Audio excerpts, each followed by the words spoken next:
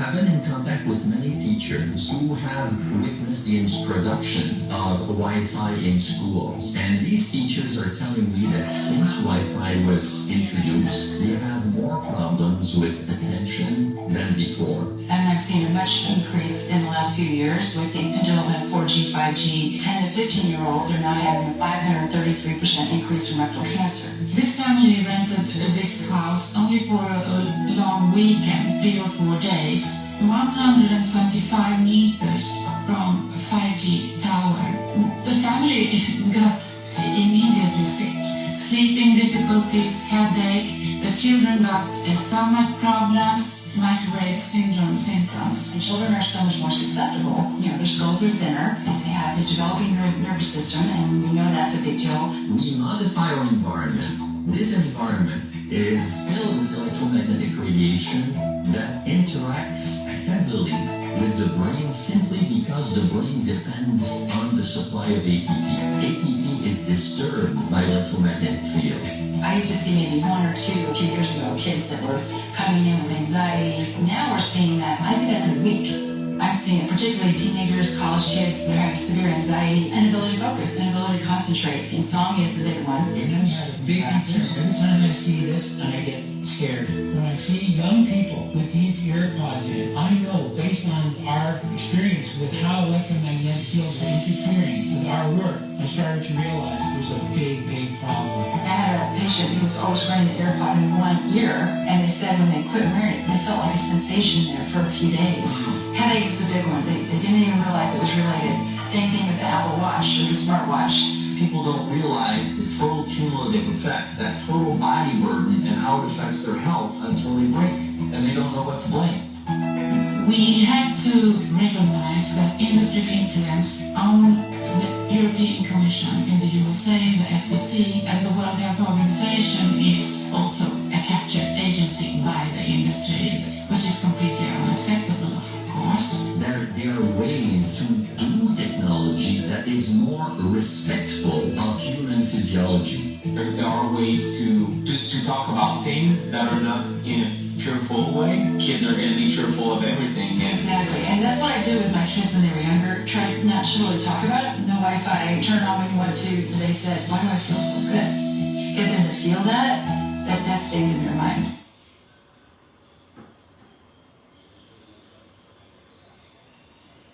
I have been in contact with many teachers who have witnessed the introduction of Wi-Fi in schools. And these teachers are telling me that since Wi-Fi was introduced, they have more problems with attention than before. And I've seen a much increase in the last few years with the development of 4G, 5G. 10 to 15-year-olds are now having a 533% increase in rectal cancer. This family rented this house only for a long weekend, 3 or 4 days, 125 meters from a 5G tower. The family got immediately sick. Sleeping difficulties, headache, the children got stomach problems, microwave syndrome symptoms. And children are so much more susceptible. Their skulls are thinner, and they have a developing nervous system, and we know that's a big deal. We modify our environment. This environment is filled with electromagnetic radiation that interacts heavily with the brain simply because the brain depends on the supply of ATP. ATP is disturbed by electromagnetic fields. I used to see maybe 1 or 2 a few years ago kids that were coming in with anxiety. Now we're seeing that. I see that every week. I'm seeing it, particularly teenagers, college kids, they're having severe anxiety, inability to focus, inability to concentrate. Insomnia is the big one. And I have a big concern every time I see this, and I get scared. When I see young people with these earpods in, I know based on our experience with how electromagnetic fields are interfering with our work, I started to realize there's a big, big problem. I had a patient who was always wearing the AirPod in one ear, and they said when they quit wearing it, they felt like a sensation there for a few days. Headaches is a big one. They didn't even realize it was related. Same thing with the Apple Watch or the smartwatch. People don't realize the total cumulative effect, that total body burden, and how it affects their health until they break, and they don't know what to blame. We have to recognize that industry's influence on the European Commission in the USA, the FCC, and the World Health Organization is also a capture industry, which is completely unacceptable, of course. There are ways to do technology that is more respectful of human physiology. There are ways to talk about things that are not in a fearful way. Kids are gonna be fearful of everything, and Exactly, and that's what I did with my kids when they were younger. Try not to really talk about it. No Wi-Fi, turn on when you want to. They said, "Why do I feel so good?" Get them to feel that stays in their minds. Alright, good afternoon everyone. Welcome. This afternoon, we will be doing a live demo sa mga nandito sa office. Of course, nakakulong ako sa room right now para hindi sila makialam, wala din sila magulo. Nasa loob, nanonood sila lahat sa online. So, we will be doing live broadcast about this amazing technology, ImGuard. Yan ang pag-uusapan natin. And of course, good afternoon everyone. If you're watching this mamaya sa later or replay ba or tama. Good evening or good morning kung saan man kayo. Feel free to share this live broadcast sa inyong mga loved ones, especially yung mga hindi umaalis sa computer, hindi umaalis sa kanilang cellphone, nakatutok, nakababay. So yan yung ating bibigyan ng value this afternoon. So we will give value as to paano ba natin malimit ang danger or hidden dangers, potential risk, health risk pagdating sa ating mga technology. Kasi hindi talaga natin maiwasan na hindi pwedeng hindi gumamit ng cellphone. Hindi pwedeng naka-off ang cellphone. Hindi pwedeng walang wifi. Nako, mag-aalboroto ang mga tao pag walang wifi. So yun yung pag-uusapan natin. So welcome mga leaders. We have, I know you're watching all over. Hindi ko na kayo mention. Simahan natin para marami tayo ma-cover. So, M-Guard means electromagnetic guard. So, by the way, M-Guard is another product of Enagic. Can you imagine a 51-year-old company who is a distributor of Kangen machines? And then, marami silang products. And then, here comes M-Guard. By the way, Enagic is a $1 billion a year company. So, meron silang product na pinanindigan nila na ang ganda nito. So, ang naisip ko, tama nga bakit pa magbebenta ang Enagic ng product?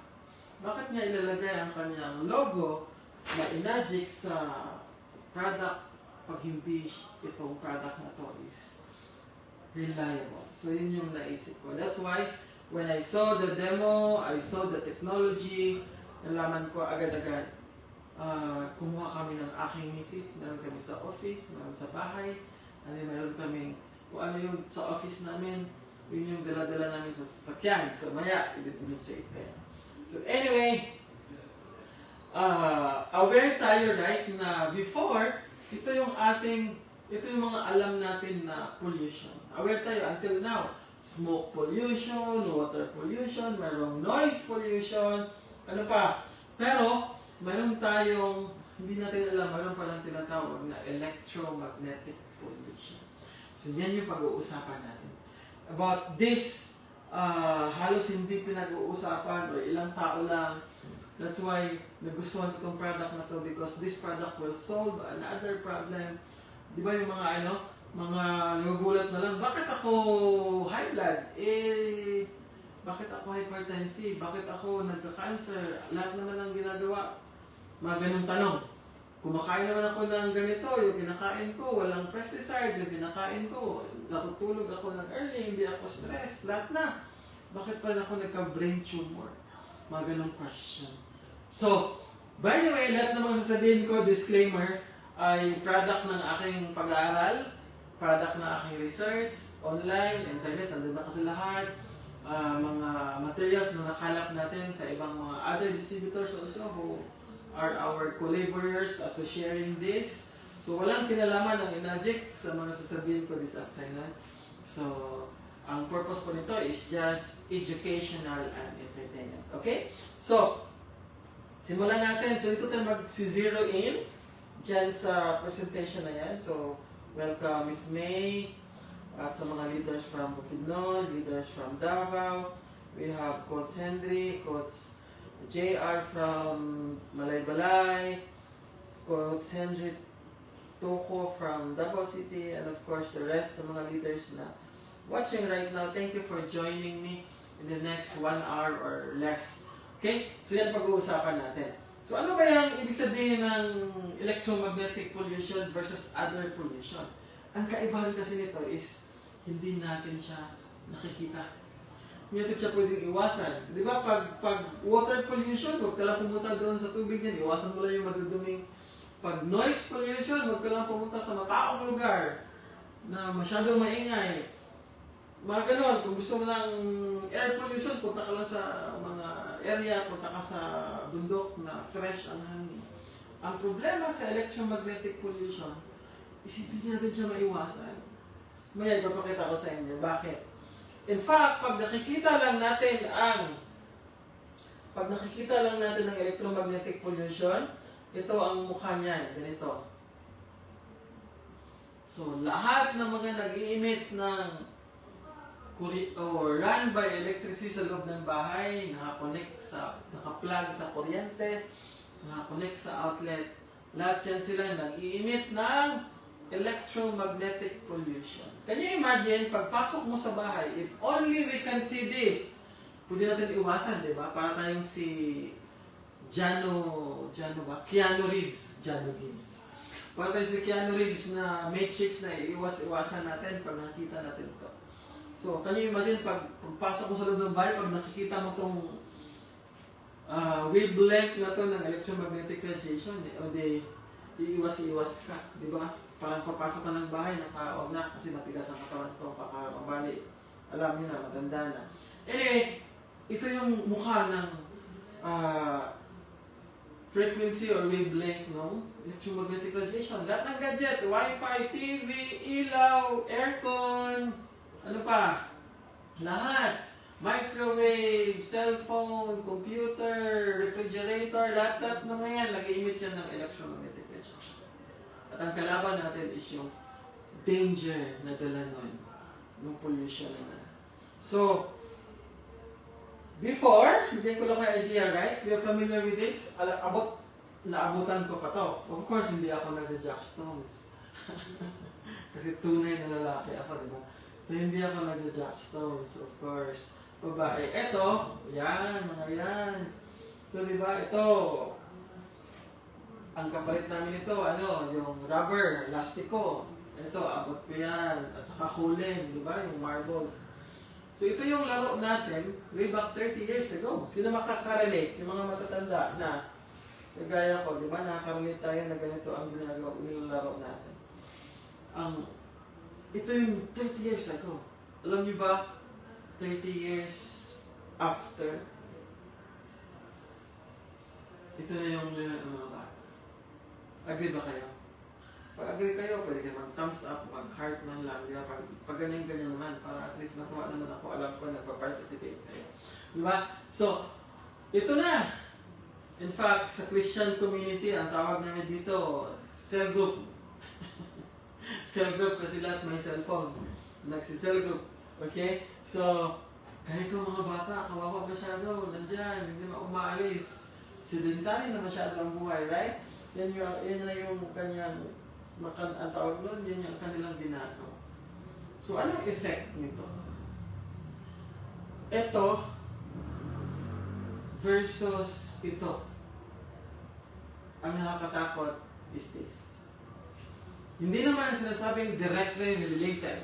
Wala sinasabi na conclusive evidence na ganito. But, take a look at this. Parang yun din naman sinabi nung unang lumabas yung sigarilyo, di ba? Walang ebidensya na nakasira ng lungs, nakasira ng katawan, walang conclusive evidence. Pero ano nangyari after? O di, nagka-tuberculosis na, sira na ang lungs ng mga sigarilyo. Tama? So, eto ngayon, we are in the stage of nung sigarilyo way back ilang dekada. Ito ngayon yung stage ng education pagdating sa electromagnetic radiation, noise. So, kung aantayin pa natin na mayroon ng mga cancer, madami ng, alam mo yun, may share ako about, parang yung microplastic.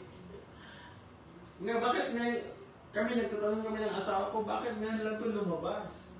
Bakit 2023 lang, 2024, tapos na-realize namin 2025. Ikatagal na natin kumakain ng microplastic. So, hindi tayo na-educate.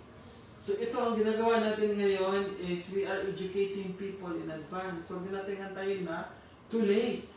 Huwag natin antayin na nasira na ang brain, nasira na ang heart, ang lahat other parts, especially sa loved ones natin bago tayo magsira. Totoo nga pala. Nakakasira nga pala. Diba? So, by the way, year 2000, alam niyo ba, according to study ng itong autismo, bawat 150 na bata, 150 children, ang mayroong case ng autism is 1. So 1 is to 150. Ganun ang ratio.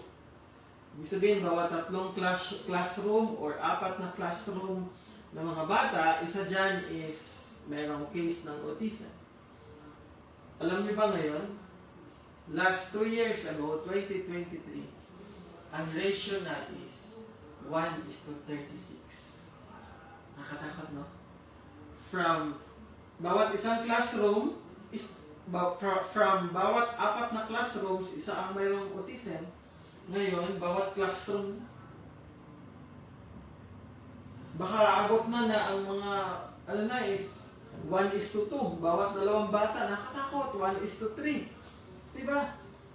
So kung wala tayong gawing proactive move, proactive na bagay, ang sad dito yung mga anak pa lang, bagong panganak pa lang, kasi hindi tayo aware, magiging part ng statistics yung ating anak.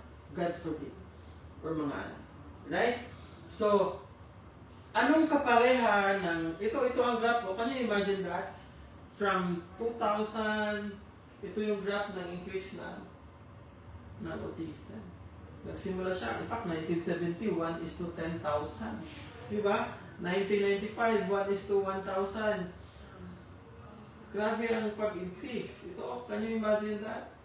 1 is to 36. At alam nyo ba, ano ang kaparehan ng graph ng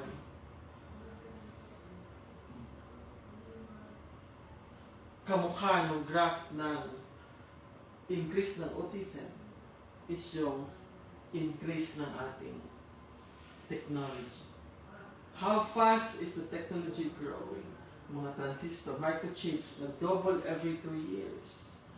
So, in short, maybe there is a connection. Ito yung sinasabi na, hindi pa naman conclusive. Ano pa lang parang mga preliminary studies. Aantayin pa ba natin na mayroon ng conclusive truth? But, let me show you kung ano yung mga sinasabi ng, I am talking to these devices. I am referring to these devices inside our homes. Cellphone na, lalo na, nakabisaya agad ko, na, samot na ang palabas ngayon na EV, mga electronic or electric vehicles. Grabe yan, kasi kuryente na lahat. In fact, kahit mga sasakyan, ang panel board yan sa ilalim, running by electricity. So, nag-i-emit siya ng radiation, can you imagine 7 hours lang nagabiyahe, 5 hours, 4 hours sa loob ng sasakyan mo. So, bombarded ka na radiation. So, maya, and then if ma-realize niyo na ang evolution ng electric vehicle, dito ko na-realize na ang laki ng market ng product na to. If makita ninyo ang potential. So itong mga to, lahat ito, these are products na nag-emit ng electromagnetic radiation. Nice. So, familiar tayo nito. Maya, may kwento ako kasi may order na 2 units sa akin. Actually, pangatlo niya na. Ang unang unit is binili niya. Natulog siya. And then, sabi niya, may ka na ikwento after demo. Masyado pang aga. Ano ba yung sinasabi ko, hindi pa kayo makarelate. Okay? So, Kasi malapit siya sa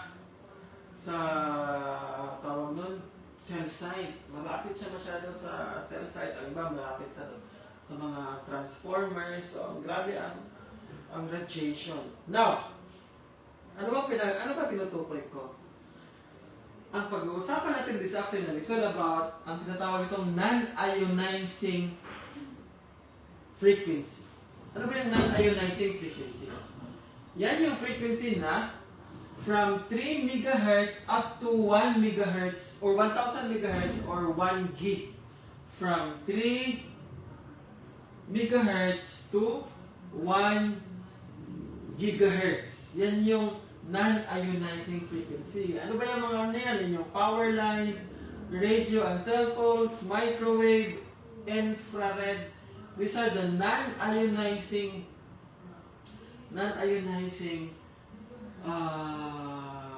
frequencies. Ito yung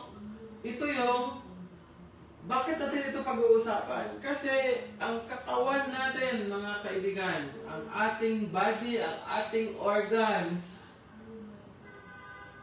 ang ating frequency, since we are vibrating, meron tayong frequency, right? Same ang frequency ng ating organs, ng ating katawan, sa frequency ng mga non-ionizing frequencies. So, same ng range, same ng level. So, example, ang brain frequency natin is vibrating between 72 to 90 megahertz. Yung ating heart nag-vibrate or nagre-resonate at 67 to 70 megahertz. So, yan yung mga yan. Yan yung perfect. In fact, pag bumaba na yung ating frequency, dito nagsisimula ang sakit. 58 and below. So, meron tayong mini-maintain frequency sa loob ng katawan natin for us to become healthy. Now, anong mangyayari kung ang mga gadgets sa paligid mo same ng frequency ng mga organs ng katawan mo?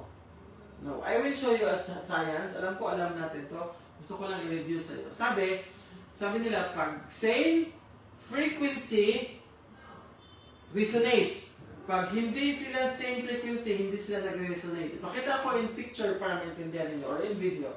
So, magkaiba ng frequency, magkaiba ng wavelength. So, ano mangyayari pag magkaiba ang wavelength?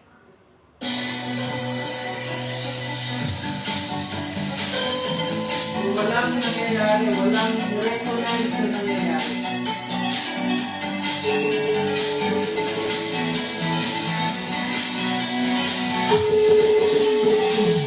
So, yan yung ibig ko sabihin. Same frequency, nangyayari ang tinatawag na resonance. Ano ibig sabihin nun? Kahit malayo ang aircon sa'yo, kahit malayo ang wifi sa'yo, kahit malayo ang cellphone sa'yo, since same kayo ng frequency, na affected ang katawan mo. That is why, yung ating tulog, masyadong shallow. That is why, ang ating rest, masyadong mababaw.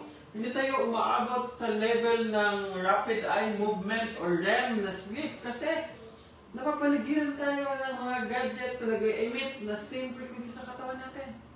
At alam niyo ba, pag affected ng frequencies around ng katawan natin, ang ating mga cells ay hindi fully rested. At alam niyo na pag hindi naka-rest yung ating katawan, healing will not take place. Kasi naghihina ang katawan the moment natutulog tayo, rested yung ating katawan. So kung masyadong disturb yung ating cells, disturb ang ating body, hindi natin nakukuha yung total healing na ginagawa ng katawan natin during sleep. So, that is why marami masyadong suffer ng insomnia, headaches. Bakit? Hindi nila alam. Kasi yung mga gadgets pala sa paligid nila, yan yung reason. Malapit pala sila sa cell site. Malapit pala sila sa transformer. Malapit pala sila sa mga ganyan. Kaya, grabe ang radiation. So, nadidistract ang ating katawan because of the resonance na principle. Are we learning so far? Are we learning? So, anong gawin natin? Para makares ang katawan natin, tatagal na ba natin yung cellphone? Sino ito natutulog sa inyo na nasa tabi ang cellphone? Right? Naka-on pa. Para pag mayroong tumawag, mayroong mag-chat, tutulog agad, makuha agad, right? Tinutulugan natin. So, can you imagine the exposure ng katawan natin? Nakakatakot. So, microwave. Kaya tinawag ng laptop, di ba mga lalaki? Kasi sa lap dapat ilagay, laptop. So, paano yung natin, private part ng lalaki? Nako, hard-boiled. Right? Sorry sa term, but hindi natin yun alam. Paano yung mga buntis na nagla-laptop? Nasa lap nila. So, ang baby, ano mangyayari? Nakakatakot. So, that's why we are here para i-educate kayo about this. So, ano bang effect ng electromagnetic radiation na yan? So, ano bang effect niyan? Now, of course, tatanungin natin si World Health Organization. Para sa ito yung kanilang branch or kanyang sangay na International Agency for Research on Cancer. Alam niyo ang sinabi niya? Itong agency na to classifies radio frequency electromagnetic field as possibly carcinogenic to human. Ito na naman tayo sa possibly. Hindi pa naman talaga conclusive, sir. Possible pa lang. Aantayin pa ba natin? Hindi sinabi natin, di ba? Ang sigarilyo ay posibleng makakasira sa health. Posible pa naman. Hindi pa naman proven. Ano nangyari ngayon sa mga nanigarilyo? Hindi naniwala. Sira ng mga baga nila, right? So, ito yung sabi ng World Health Organization. Sabi niya, classified fields as possibly carcinogenic to humans based on an increased risk for glioma or disease brain cancer, a malignant type of brain cancer associated with wireless phone use. Katakot, phone use. So, ask yourself, ilang minuto ka ba sa cellphone? Pag naglaro ka, tumatawag, dito sa brain, malapit. Tapos naka-AirPods ka pa. Nako, patay. Kaya mas maganda, wired. Of course, kung may M-Guard ka, maya, discuss ko sa iyo ng benefits. So, eto, lumabas ang M-Guard sa Philippines, I think 3 years ago. Ito si Magda Habas, ang kanyang research was 2009 pa. So, wala pang M-Guard, wala pa. Ito, nag-aral na siya about, ang tawag niya doon is electrosmog or electromagnetic smog. So, nag-aral siya. Wala pang M-Guard. This is a third party. This is not, baga, hindi pa pinanganak ang M-Guard. Nandiyan na itong research ni Dr. Magda Havas. So, he is a Canadian researcher.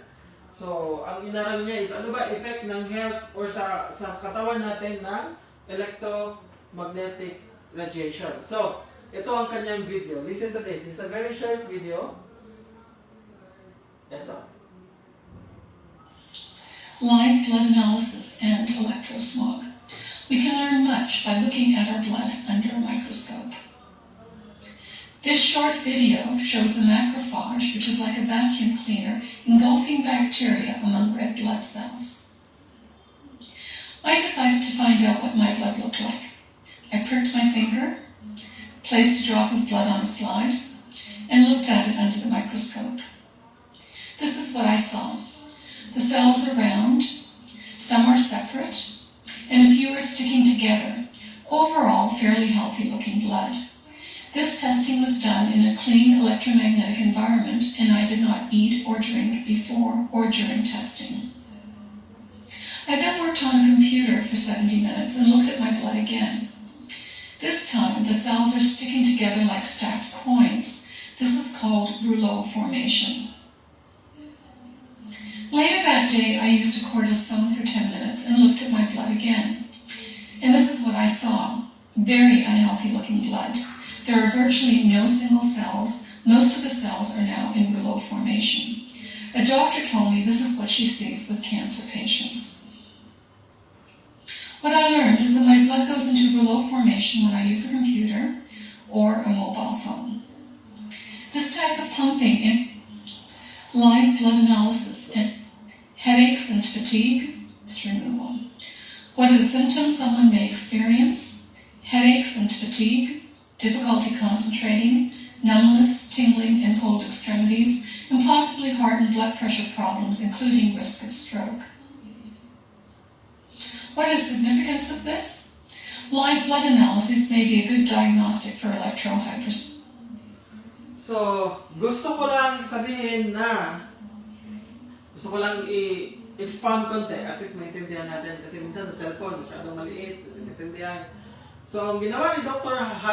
Magna Havas is gumamit siya ng kanyang microscope, nag-prick siya ng kanyang blood, nung hindi siya uminom ng tubig, at saka ibig lang ng clean environment pertaining to this study. Ibig sabihin, walang gadgets, wala lahat, walang cellphone, wala lahat. Clean, walang kuryente, wala. Nasa clean room siya ang tawag doon. So, ang nangyari, ang nakita niya is yung kanyang blood cells ay, red blood cells is hiwa-hiwalay, free-flowing, nakakagalaw, mobile.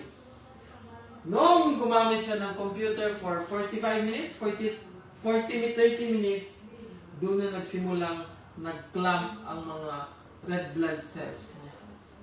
So, ang cellphone, wireless phone is only 10 minutes, ganito na ang nangyayari. Ang tawag sa formation na to is rouleau formation, sinasabi niya. At sabi ng doktor, ganito ang formation ng red blood cells sa mga taong merong cancer. Ulitin ko, this is very serious discovery. Ganito ang formation ng red blood cells. Ganito ang takbo, ganito ang galaw. Rouleau formation ng mga taong mayroong cancer. So, can you imagine if every day ganyan ang blood mo? Ganyan ang blood mo sa brain, red blood cells mo, ganyan ang blood mo sa cellphone, kasi ang cellphone mo nasa bulsa, dalawa. Or nandito sa heart mo, kasi nandito yung lalagyan ng cellphone mo. Tapos naka-wifi, nako. So, anong consequence daw? Poor circulation. Hindi makaikot ng gusto ang dugo. Kung mahina ang circulation ng blood, bababa ang supply ng oxygen. Pag bababa ang supply ng oxygen, of course, two-way street ang ating, mayroong papasok na blood, may lalabas na dumi. Tama ba? So, ma-reduce ang waste removal. So, hindi ka na nabigyan ng saktong oxygen, hindi pa natanggal fully ang dumi. So, anong long-term effect nun? Ang pinaka-extreme is stroke and heart attack. Right? Ito yung sinasabi ko. Ang healthy naman niya, athletic masyado, tumatakbo, nag-gym, kumakain ng healthy, nagda-diet, wala, practice masyado, bakit na heart attack? Di ba nakakatakot? Kasi mayroong isang problema na hindi natin na-address. Electromagnetic radiation. So, now, at gusto kong i-relate, kasi nga, di ba, you are very familiar that I'm doing Kangen business aside sa company ko na PGL Global. Ang sinasabi namin, ito yung nakikita lang namin pagdating sa tubig.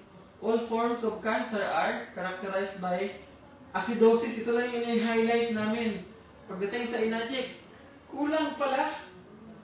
Kasi, para ka magka-cancer, kailangan dalawang conditions bago ka magka-cancer. Una, itong sobrang acidic, at ang pangalawa is hypoxia or nakulangan ka ng oxygen. Bakit ka nakulangan ng oxygen? Balik natin, reverse engineer natin ha. Kasi, ang iyong blood circulation kulang. Ang transport ng oxygen mo, or poor ang blood circulation. So, poor ang blood circulation, kulang ang oxygen. Anong reason nun? Rouleau formation. Grabe pala, aside sa barado yung ugat mo sa cholesterol, maybe. Pero, ito pala isa sa mga factors. Kaya sabi, deprive a cell 35% of its oxygen for 48 hours and it may become cancerous. This is according to Dr. Otto Hendricks Robert. So, this is scary. This is very scary. Ganun pala yun. So, anong gawin natin? One more thing. Sabi ng Killing Cancer Not People, sabi dito, itong page na to, anong page na to? Sa part ng kanyang libro, sabi niya, electromagnetic fields or EMF, cordless and cell phones, smart meters, computers, smart meters including smartwatch, Apple, ano yung mga watches na yan, and their connection to autism, Alzheimer's, obesity, multiple sclerosis, allergies, cancer, and others. Sir, wala naman dyan ang sakit ko. Kasi hypertensive ako. Nandito yan sa others. Okay? Ito yung mga reason. This is according to American Anti-Cancer Institute. Now, EMF pollution now includes decrease in immune function and cancer. Diba? Scary. Scary. Scary truth. Right? Now, ito pa, nag-search kami ng aking misis. Actually, credit to my wife. Pina-research ko siya about itong mga to. Alam niyo ba, na ang mga bata, ito nakakatakot. Parents, younger brother or older brother and sister na nagbabantay ng mga younger siblings nila, mas mabilis maka-absorb ng radiation ang mga bata kasi ang kanilang skull hindi pa fully developed. Anong ginagawa natin pag parents, pag mag-iyak, magmaktol yung anak kasi gusto ng cellphone, binibigay, hinahayaan natin. Bombarded by this.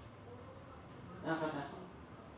At ang mga makakalimutin, mayroong memory problems ng mga teens. Alam niyo ba ang cause nun? Cellphone use. Cellphone use. Lalo na pagtawag 30 minutes kausap ang kaibigan, nakalagay dito. Imagine the damage. At ito pa nakakatakot, dito ako napaisip.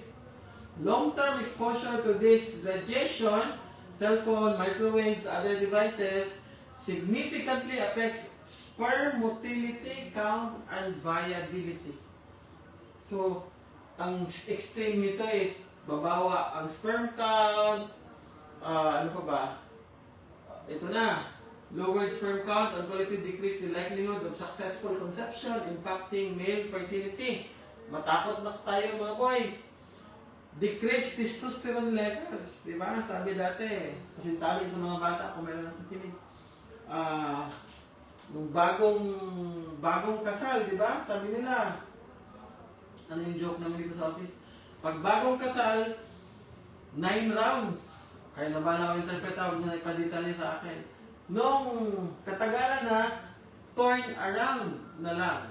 Yung wala nang 9 rounds. Kasi bumababa. Isa pala sa mga factors is cellphone. Gadgets. Saan natin nilalagay ang cellphone natin mga boys? Kung dalawa-dalawa pa, di ba? Bulsa. Grabe. So, worst case scenario, ito na. Testosterone regulates, para maintindihan natin, testosterone regulates male libido. Dito pala dapat yung punchline ko. Nauna ako. So, sexual response, performance, and semen production. This is scary. This is very scary. And then, ito na yung effect. Erectile dysfunction, reduced sexual performance, lower sperm count, and quality. So, worst case pa, pwedeng sirain ng electromagnetic radiation ang DNA. Grabe up to the DNA level inside the cell and potentially hindi na ma-repair. So, nakakatakot. And then, yun yung pinakita kong video kanina, skip na natin yan. So, kung sa mga nahuli, i-play ko na lang, 2 minutes mo nito. So, ito yun. This is the truth. I have been in contact with many teachers who have witnessed the introduction of Wi-Fi in schools. And these teachers are telling me that since Wi-Fi was introduced, we have more problems with attention than before. And I've seen a much increase in the last few years with the development of 4G, 5G. 10 to 15-year-olds are now having a 533% increase in rectal cancer. This family rented this house only for a long weekend, 3 or 4 days. 125 meters from a 5G tower. The family got immediately sick. Sleeping difficulties, headache. The children got stomach problems, microwave syndrome symptoms. The children are so much more susceptible. Their skulls are thinner, and they have this developing nervous system, and we know that's a big deal. We modify our environment. This environment is filled with electromagnetic radiation that interacts heavily with the brain simply because the brain depends on the supply of ATP. ATP is disturbed by electromagnetic fields. I used to see maybe 1 or 2 a few years ago, kids that were coming in with anxiety. Now we're seeing that, I see that every week. I'm seeing it, particularly teenagers, college kids, they're having severe anxiety, inability to focus, inability to concentrate. Insomnia is the big one. And I have a big concern every time I see this, and I get scared. When I see young people with these earpods in, I know, based on our experience with how electromagnetic fields are interfering with our work, I started to realize there's a big, big problem here. I had a patient who was always wearing the AirPod in one ear, and they said when they quit wearing it, they felt like a sensation there for a few days. Headaches is a big one. They didn't even realize it was related. Same thing with the Apple Watch or the smartwatch. People don't realize the total cumulative effect, that total body affects their health until they break, and they don't know what to blame. We have to recognize that industry's influence on the European Commission in the Europe. So, do you agree with me that we have a big problem? Yes or no? Of course, yes. We have a very big problem. Mga bata na lang natin tayo, siguro expose na tayo, too late. Or maybe huli na. At least hindi lang mag-progress. Aware na tayo ngayon. But as to mga bata, bagong panganak, hindi pa pinanganak. So at least may magawa tayo. So that's the so how do you detect electromagnetic radiation? So mayroon akong gawin, mayroon tayong gadget. That is, this is a third party. So you can buy this directly from China or other distributors. But ang source nito, nakita ko, Shenzhen, China. Tama ba? So you can buy the gadget directly. So, but, ito yung gadget na ang mini-measure niya is yung 1 microwatt hanggang yung level na kung saan yun yung dangerous sa katawan natin. So yung yun yung kanyang non-ionizing, yun yung mini-measure.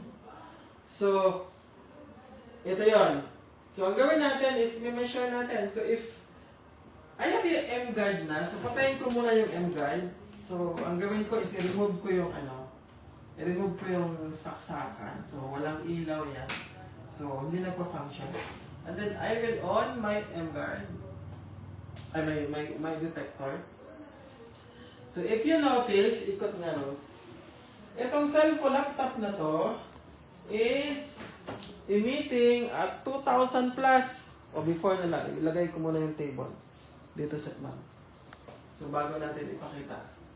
Ito yung table na pwede nyo magiging basis kung dangerous ba yung level ng radiation sa loob ng bahay nyo or sa gadget or hindi. Natulog siya, patayin ko muna. So, pag ang kanyang density is between, itong binabasa nito, ito yung kanyang lalabas, is between 0 to 200. Safe pa yan, acceptable. Pag 200 to 1,000, slightly dangerous. Pag 1,001 to 1,500, dangerous. Pag lumampas na, this is extremely dangerous. So, balikan natin. Dito matest sa TV. Nakaw ng TV eh. So, right now, ang TV is nasa 2,800. Grabe ang laki, 2,600. Yan yung kanyang radiation. Kita nyo ba? So, that's 2,800. Punta tayo sa laptop ulit. Ang laptop is 2,600. Punta tayo sa cellphone. Cellphone is 2,500, 2,300. So, ganun. Now, take a look.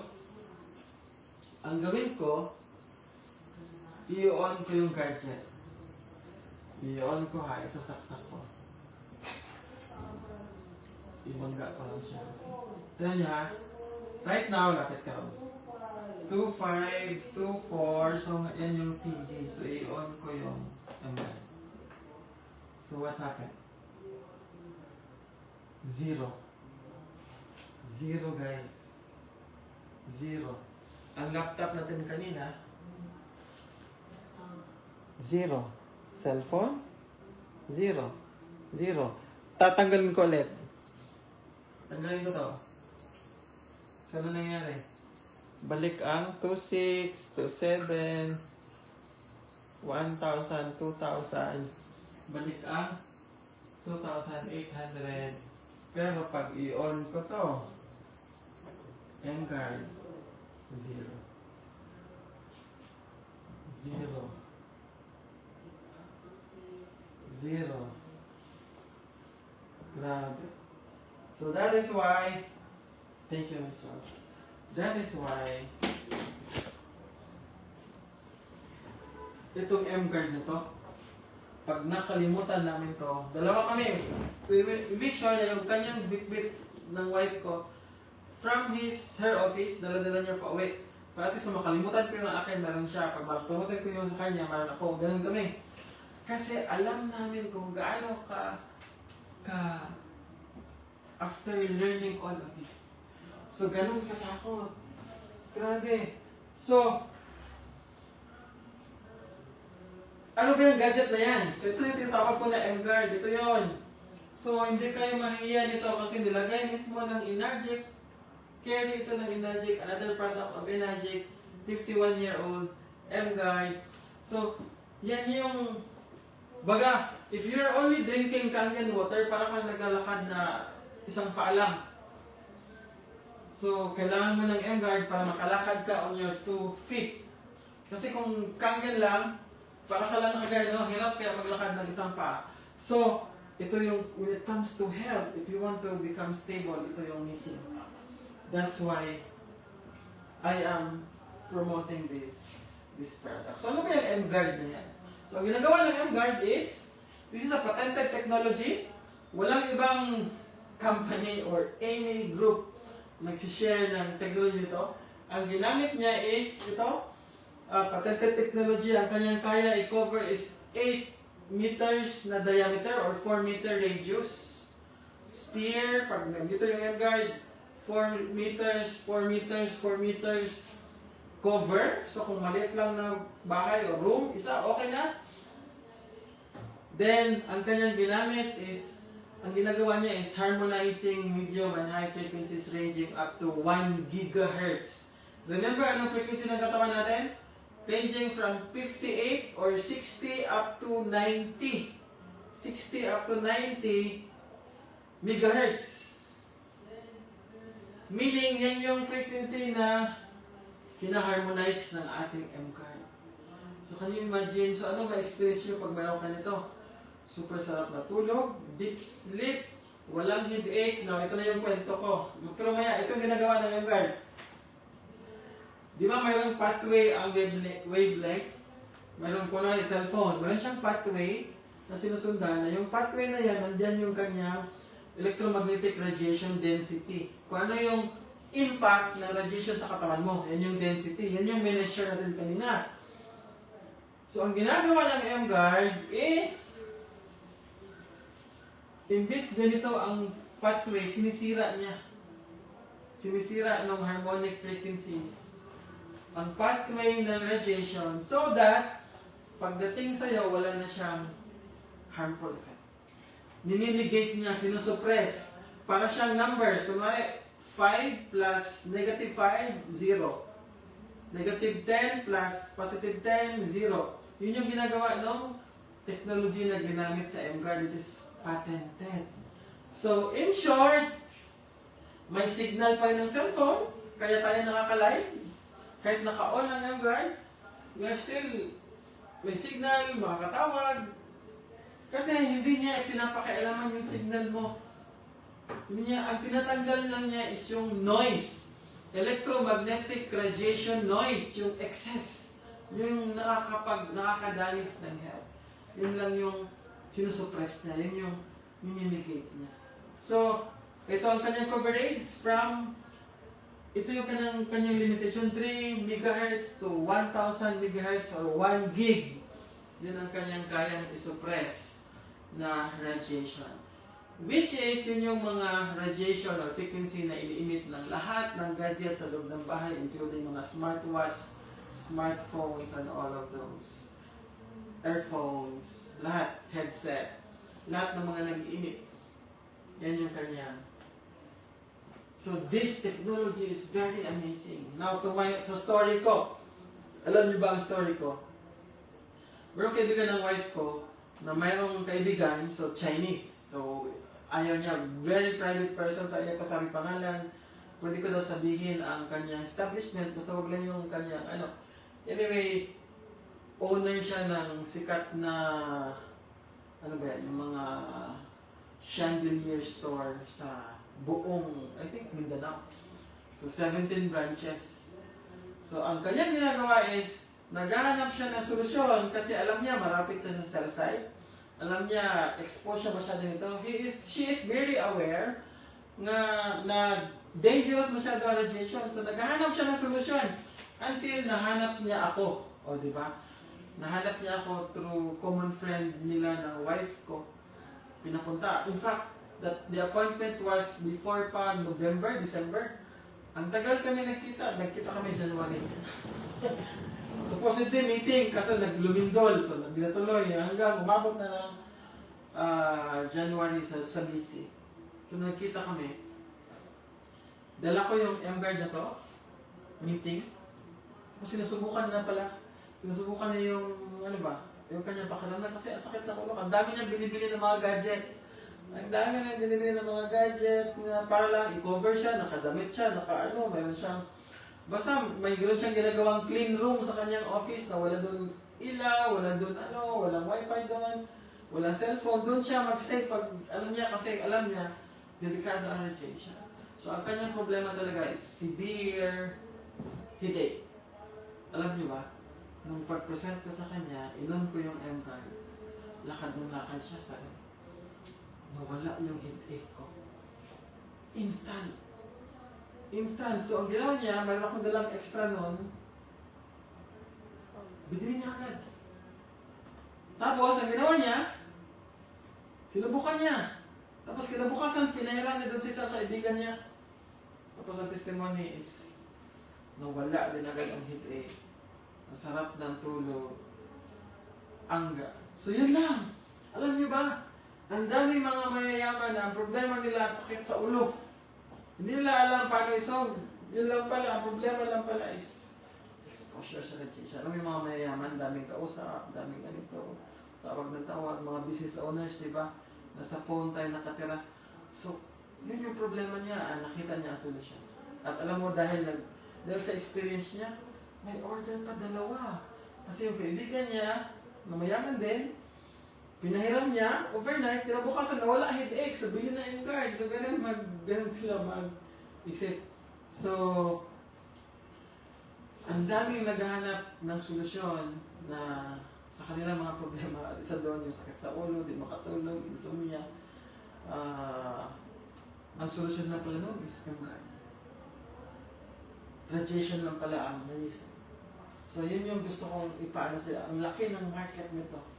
Super laki ng market na mag-i-enjoy kayo. So, that's the technology. And of course, ito yung ginamit. M-Guard helps improving microcirculation. So, remember the roll of formation? Mawawala na yun, yung blood. So, ipapakita ko sa inyo testimony nun. Mayroong video na paano siya nakakatulong. So, eto. Last na ito, and then we will discuss the Complan. So, ang Complan, mga 5 minutes lang, tapos na. So, huwag kayong umalis. Kasi ang ganda ng compensation ito. So, this is the last video that I will play, and then let's move on to compensation plan. So, Photoradiation is harmful, but few want to believe it. Concerned about laptop radiation? Well, you should be. Cell phones do seem to have some mysterious effect on the brain. Guys, I had no idea that I'd be exposed to this unseen radiation, EMR, without even realising it. So I've got to find out some more information, and I've got to find somebody who knows what they're talking about. Firstly, thank you for taking time out of your busy schedule to see me today. You're welcome. I'm actually here to ask you some questions about EMR. Sure, let me share you some information. So when we look into electromagnetic radiation, we need to understand there's so many components to it. The first thing we need to see is, of course, the ionizing radiation, which we refer to like nuclear exposure, space exposure, where these kind of ionizing radiation can be dangerous, even also the usage of an X-ray. And then there's another component which is less harmful, but we cannot rule it out, which is non-ionizing radiation. These come from our phones, laptops, our microwave, and even our Wi-Fi. But you must know something, that there's something called as Rudolph formation, where red blood cells start to stack on each other. So if you see their blood vessels, there are many branches in them. Okay? So then you have red blood cells traveling inside. And imagine this is a red blood cell, and they start to form clumps or stagnation. They start to stack it among each other. So what happens is, due to the presence of iron inside red blood cells, they are rich in ferrite. Magnets or electromagnetic radiation increase or makes their charge more positive, and they start to stack. And when they start to stack, this disrupts their interchange between delivering oxygen into the cells and then taking up carbon dioxide into the red blood cells. There are many studies and journals that are citing that an excessive exposure towards the EMR can lead to cancer provocation in the body, whether it's benign or malignant. Possibilities are there. After hearing about all these health problems, I'm a bit concerned about myself, and I'm curious to know what my red blood cells could actually look like. Yeah, we have a simple quick test, and we can see and analyze the red blood cells. Okay, let's go.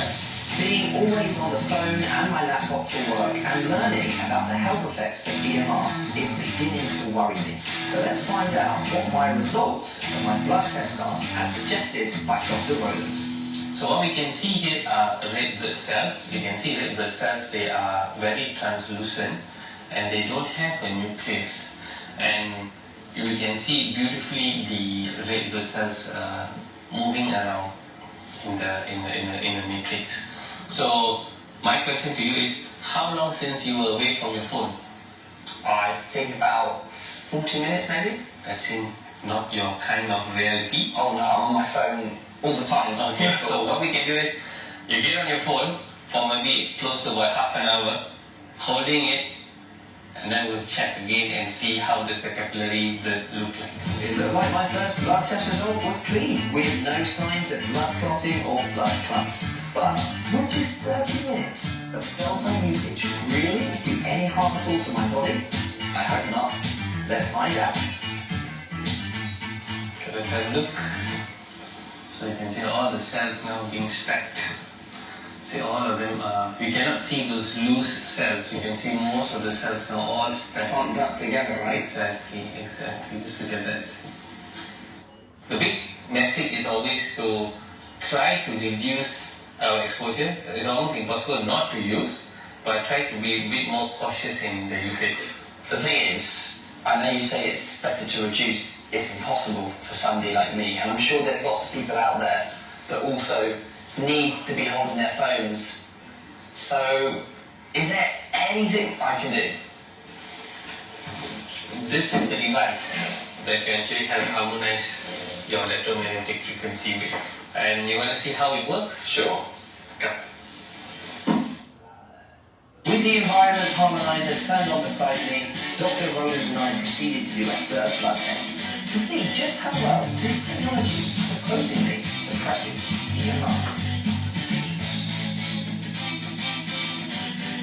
Okay, so this looks completely different to the last test, doesn't it? Yep. sharing looks different, lesser formation. Okay, well, thank you so much for introducing me not only into the health factors we need to be aware of when it comes to using devices, but also thank you for showing me a solution that can be aware of when it a solution that using the health factors we need to introducing me. Can you imagine this? Dito ako na-amaze. This is during humawak siya ng cellphone for 30 minutes, close to 30 minutes, and then nag-prick test. Ito yung mukha ng kanyang red blood cells. Rouleau formation. Just 30 minutes. Itong picture na to is gumagamit siya ng cellphone but nasa tabi niya ang MGuard. And then ito yung nangyari. So, in short, guys, hindi natin kailangan bumalik doon sa panahon ng lumang bato na wala tayong cellphone, wala lahat, hindi tayo gumamit ng aircon, walang kuryente, wala dapat electric fan, dapat air continuous. Hindi natin kailangan bumalik sa time na yun. Nandiyan na yan. Yeah, given. Hindi natin pwedeng tanggalan lahat ng gadget sa mga anak natin. Paano yung studies nila? Paano yung nag-homeschool? Hindi na tayo magwa-wifi. Paano yung negosyo natin? Paano yung mga online business? So, impossible. Pero mayroong solution, which is the MCAT. So, this is no-brainer. This is 10 years ang kanyang lifespan, and then meron siyang 1-year warranty. At alam niyo magkano lang? 94,000. At meron din yan siyang installment. Credit card, BDO, Metrobank, RCBC. Meron siyang 0 interest up to 24 months. And then pwedeng check it. Pwede rin cash, of course. So, 94,000 sa loob ng bahay, kayo na lahat. Assuming ang bahay ninyo is yung mga standard na bahay, 2 bedrooms, isang gadget lang. Lagay nyo sa gitna. Of course, I suggest if mayroon kang sasakyan, mayroon kang office, and then money is not a problem. Go for isa sa office, isa sa sasakyan, sa bahay. Out of course, isa sa misis mo. Diba? So, yan yung kagandahan nito. So, business. So, ang ating slogan sa MGuard is change your environment, change your life. Napansin nyo ang inagic? Change your water, change your life. Change your environment, harmonize it with MGuard, change your life. And then, of course, mayroon pa tayong Kangen Air. Huwag natin discuss. Basta pag marami na kayong pera, you buy Kangen Air. Change your air, change your life. So, lahat yun holistic ang approach. So, business, 2 slides lang ito or 3 slides. So, para lang dito siyang inagic. Mabasa ba? Gamitin ko siguro yung light. And itong isa na lang na slide na gamitin ko. Para, oops. Ito. Ito.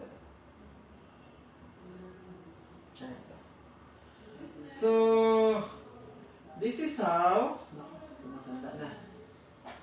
Ito yung compensation plan ng MGuard. Pag meron kang machine o member ka ng Inagic, meron kang machine you will get 4,911 per point. So, the same lang to ang principle, connected ito sa Inagic. So, pwedeng, ang ibenta mo, di ba, sa Inagic, pwedeng SD501, K8, kung ano ibenta mo.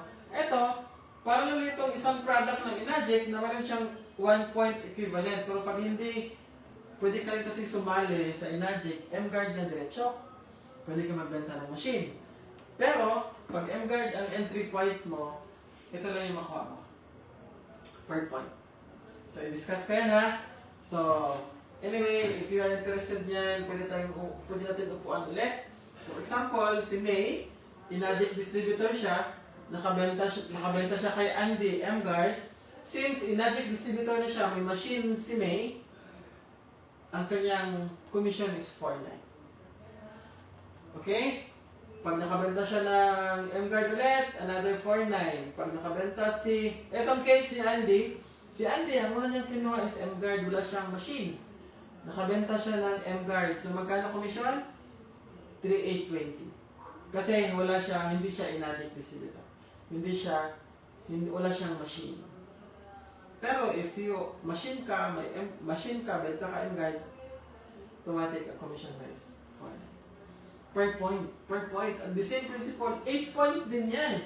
So eventually, pwede kang, kunwari M-Guard, tapos nakuha mo na yung 6 points. So 6 points times, the same pa rin, merong 1A, 2A. So, per point, 3,820. So, ganun siya mag-work. And then, ano ba? Example, si Eddie, M-Guard siya. Benta siya ng M-Guard, meron siyang 3.8, correct? Pag nabenta siya ng, ang nakakatawa dito, kahit M-Guard lang kinuha mo, pwede ka magbenta ng machine. Kunwari, bumili si Grayson ng SD501, 12,000 ka. Kunwari, kinuha ni Grayson K8, meron kang 15,000. So, pwede mong gamitin entry sa Enagic ang M-Guard. Kabenta ng machine. So, bumili siya ng M-Guard. So, kasi M-Guard siya, di ba? So, 3.8 lang siya. Hindi 4.9. Sundan. So, benta siya ng